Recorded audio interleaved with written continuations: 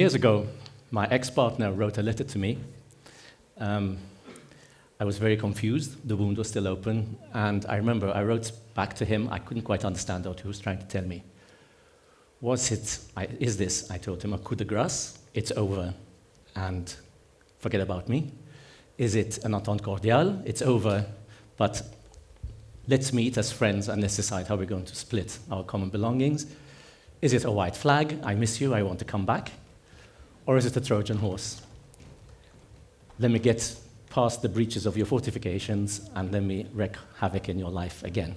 So I thought when Emma asked me to kind of think up a quirky lecture, I thought of this and I said I might as well make something quirky out of a very miserable moment of my life.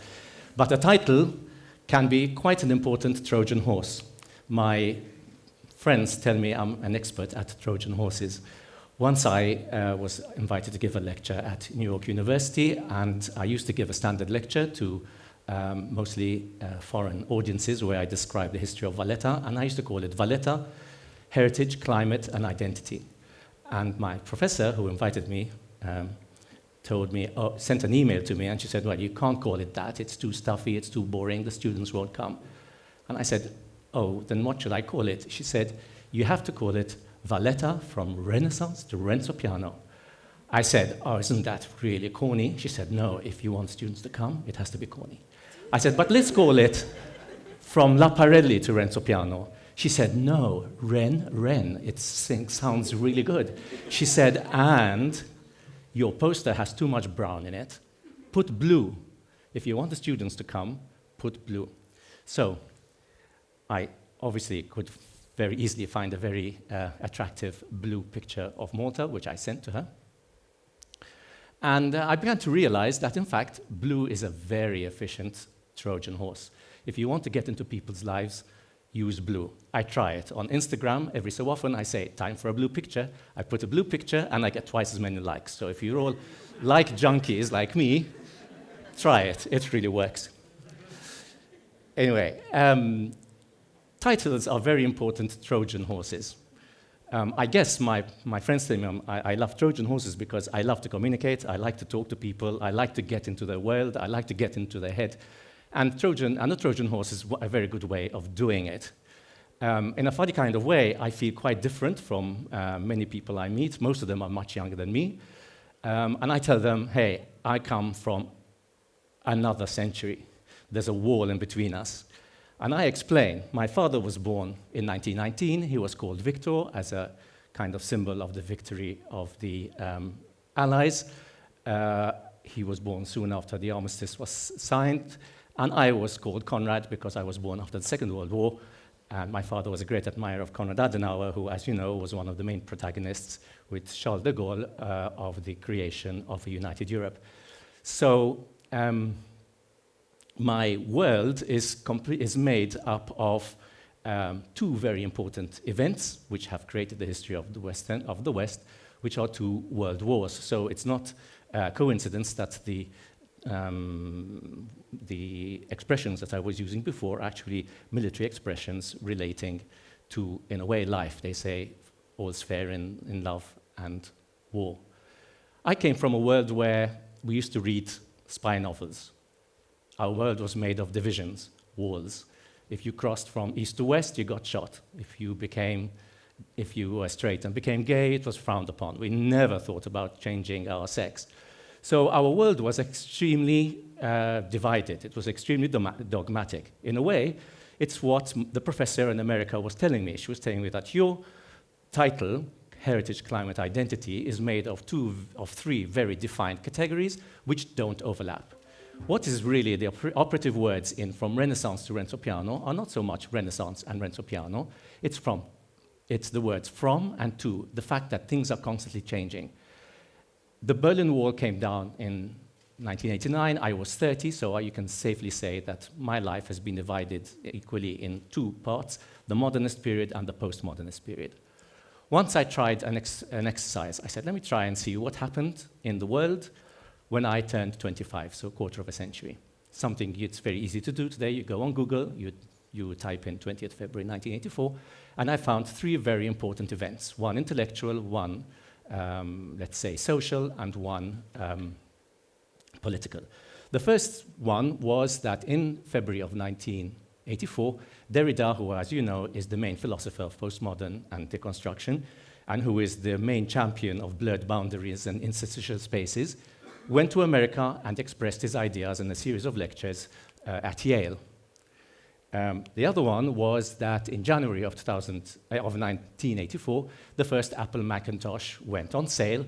That meant that this magical thing called the computer, which allows us to transcend boundaries and which gives us the immense luxury of communicating with people from all around the world, allows us to transcend what normally would be limited to our geographical boundary, to our religion, to our nation state, and create our own personal identities irrespective of all these limitations.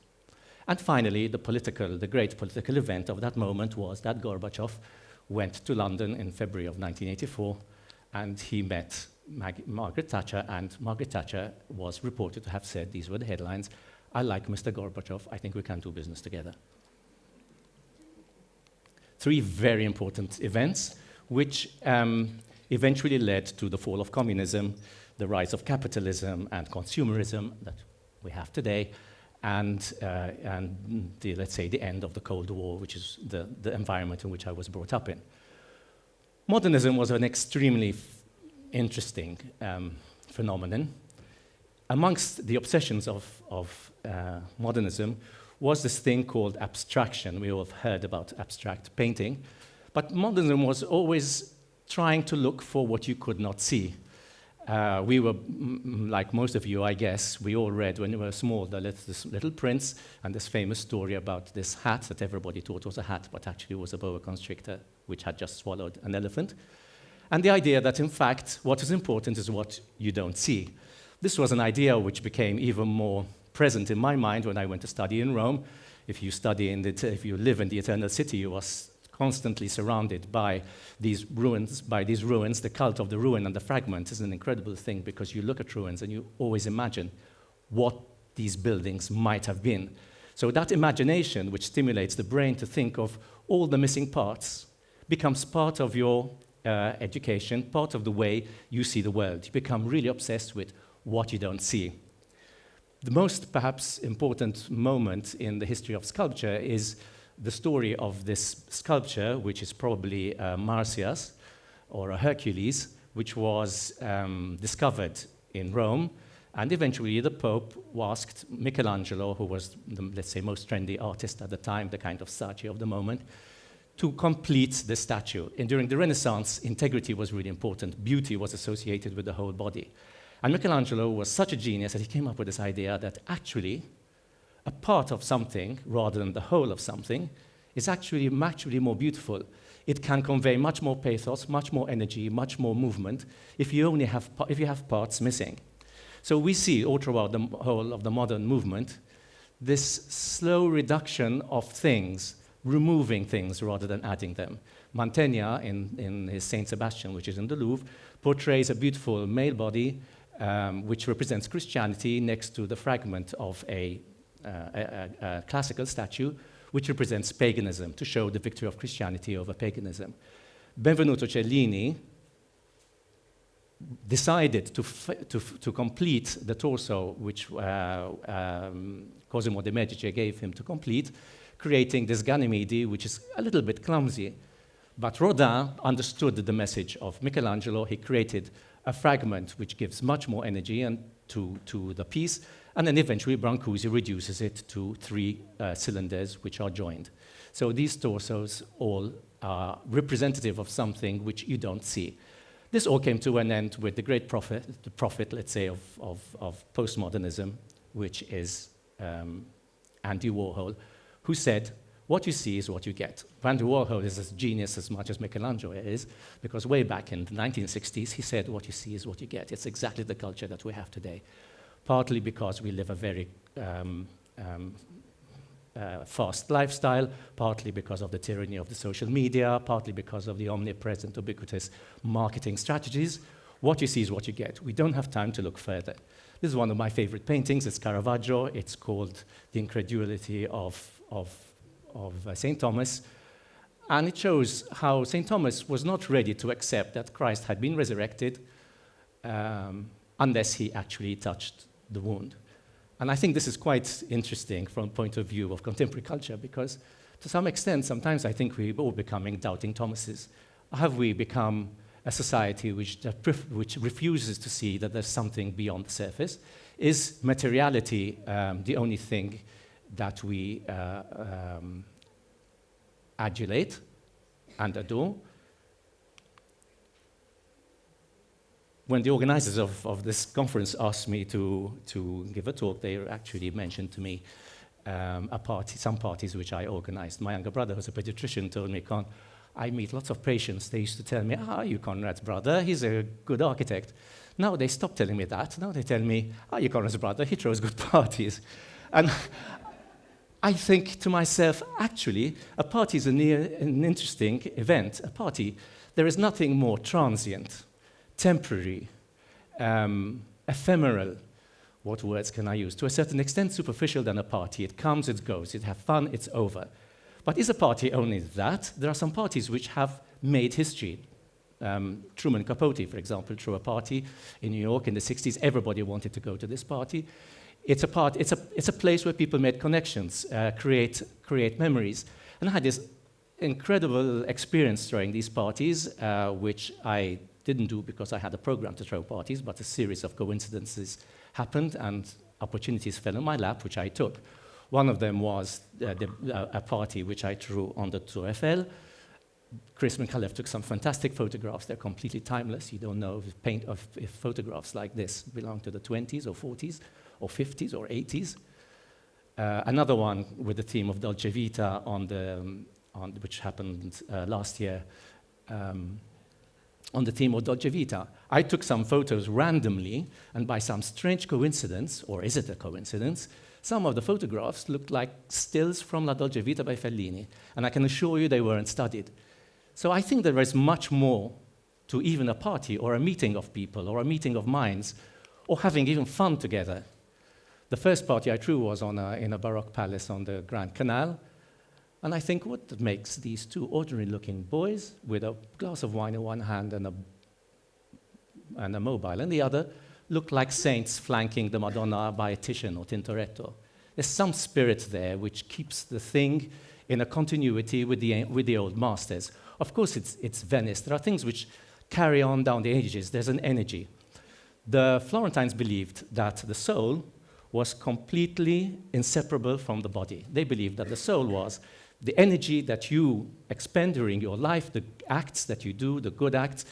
An artist was considered to be a demigod because an artist imbued his works with energy, which then got projected down the echo chambers of time. And they still exist today, so they kind of were immortal. The 18th century kind of put an end to that. The 18th century was obsessed with knowledge, wanted to classify knowledge.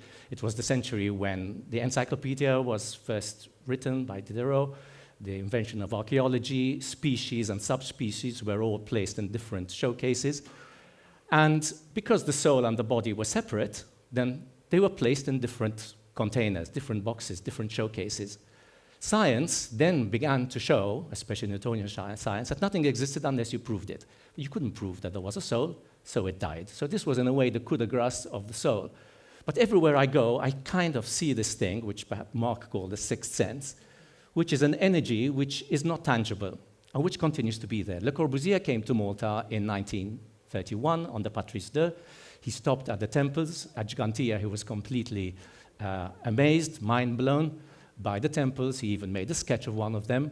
And he said, oh, this is incredible. This builder, 5000 BC, actually copied me. And he kind of said, oh my, the future can actually influence the past and not the other way around, in a kind of Cloud Atlas kind of way. I kind of believe this. We work with buildings a lot.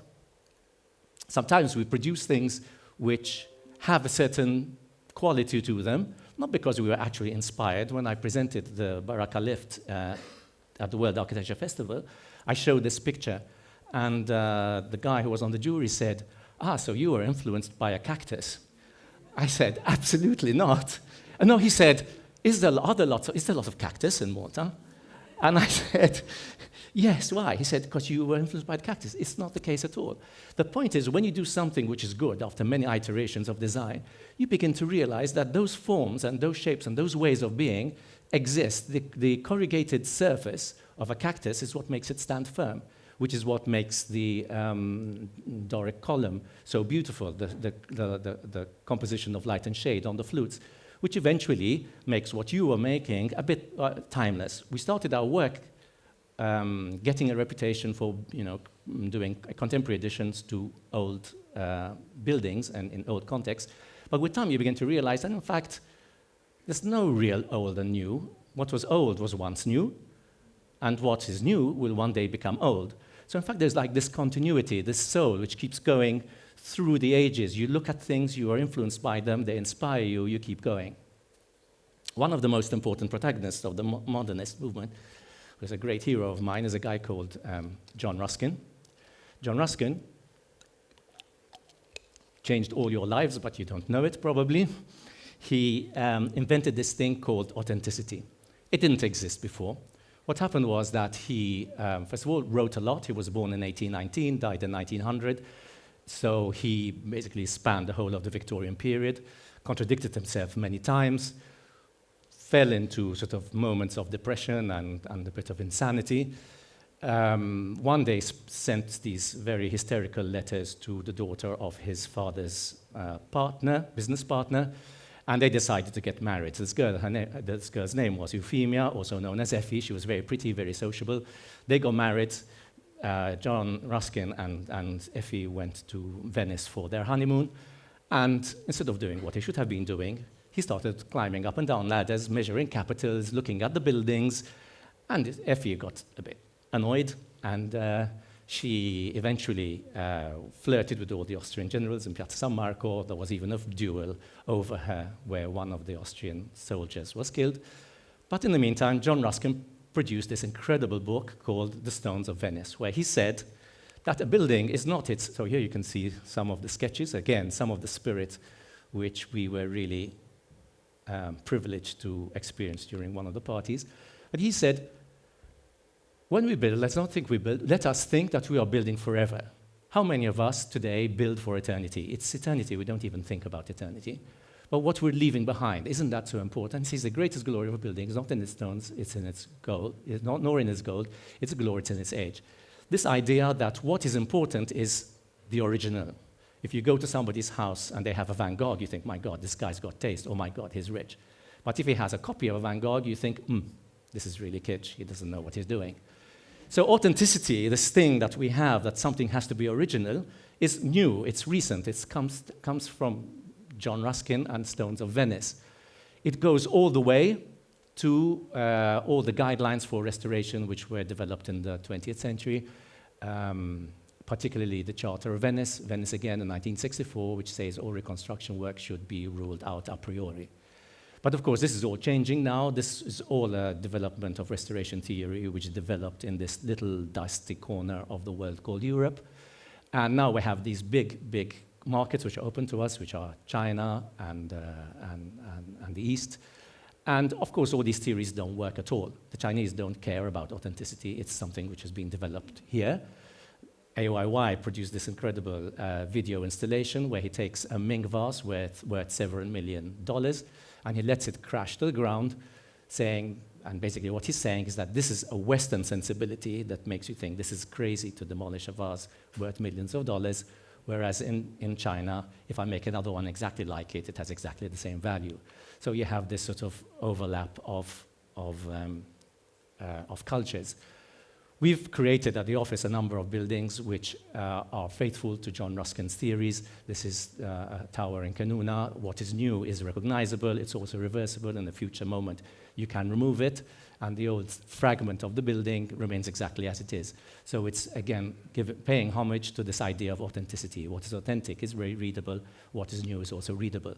But then there's this sort of white flag where sometimes we think, you know what?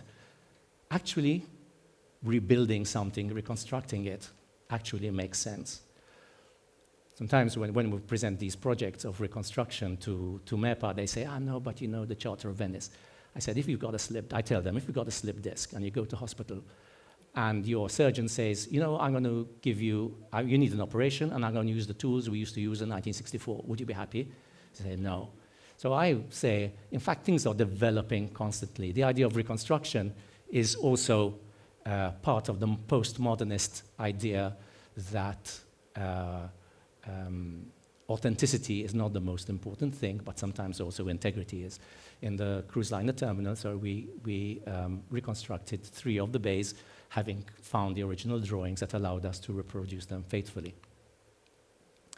And finally, a project which, in a way, gets all these principles together is an extension we're doing for the Museum of St. John's. Rubens, who was a princely painter who did a lot of trade between the courts of Europe, designed a set of tapestries for Isabella, who was the Infanta of Spain, as a kind of marketing tool to counter the Reformation. And he created these tapestries, which were eventually commissioned by Perellos as a gift on his election to becoming a Grand Master of the Order.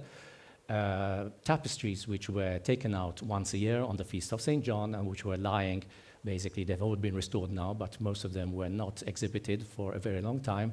And we are currently creating a box, which is a blind box, because as you probably realize, light and sunlight is the worst enemy for the silk and gold and silver threads with which these tapestries are composed. So we created a box which is actually solid, but which is an envelope which gives the impression, as a result of these embedded pilasters, which are turned at 45 degrees to create shadows, a kind of trompe-l'oeil, a kind of optical illusion to show the visitor who's passing by that, in fact, there is something really precious happening inside. So it's a kind of giant reliquary, a bit like this model of Alberti's chapel in Santa Maria Novella in Florence. And finally, this is a picture I really like to show a lot. It's about the skin and about what's behind the skin. Man has always been trying to discover what is behind things. Unfortunately, it's kind of a drive which we're slowly, again, because of our fast-paced life, forgetting. But there was always, in these Renaissance sketches, the drive to try and find the seat of the soul. Where does our energy come from? Where does the life that we create come from? Where does all this beauty that we are capable of creating? A bit like Hamlet's soliloquy, he says, what is this essence of dust, but yet who has the knowledge of an angel? What is this thing that we are? And I think for as long as life goes on, we'll continue questioning this, and although we never reach it, it will become something which drives us always further forward. Thank you very much.